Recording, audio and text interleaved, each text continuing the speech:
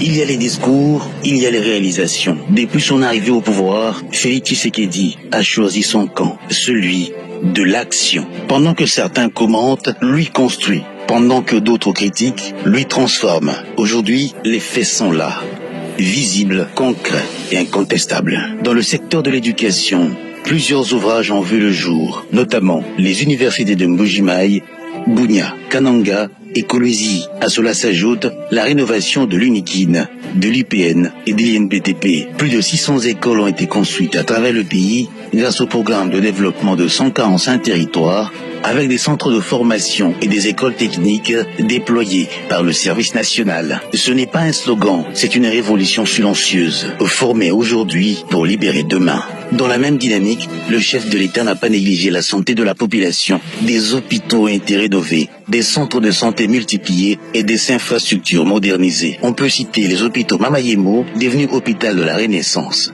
Sendwe, Kokolo et Tchachi, ainsi que des centaines de centres livrés dans des territoires longtemps oubliés. Avec Félix Tshisekedi, la santé n'est plus un luxe, c'est un droit que l'État commence enfin à garantir.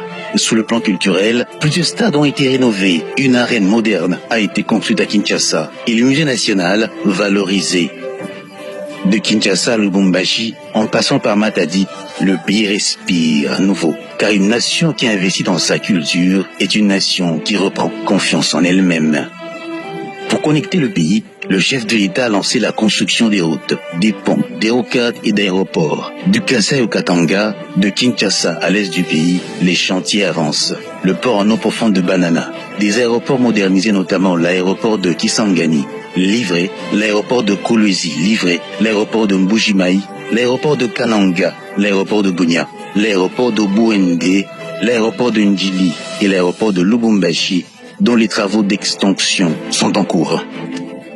Et par ailleurs, des axes routiers stratégiques sont relancés, à savoir Rocade Sud-Est et Sud-Ouest, 63 km, et la route Nzolana, UPN Binza, à Kinshasa, route Kasumbalesa, Mokambo, Sakanya, 150 km, route Kasomeno, Mwenda, route Beni Komanda, Kisangani, route Kasindi Beni, route Beni Butembo, route Kalamba-Mbuji, Kananga, Mbuji-Mayi, route Kolwezi, Solwezi, route Mweneduto, Mbuji-Mayi. Sur le plan économique, les chiffres parlent d'eux-mêmes. Un budget multiplié par 5, des réserves de change en forte hausse et une stabilisation du cadre macroéconomique. Mais surtout, la gratuité de l'enseignement primaire, la gratuité de la maternité, la révalorisation des salaires des fonctionnaires, la réduction du coût du passeport, ce ne sont pas des promesses, ce sont des décisions qui impactent la vie réelle. Dans une logique de production pour ne plus subir, le chef de l'État a misé sur l'énergie, avec notamment la centrale de Boussanga, le solaire à Menkao et des usines de traitement d'eau à Kinshasa. Des réformes ont été également engagées dans les entreprises publiques avec un objectif clair,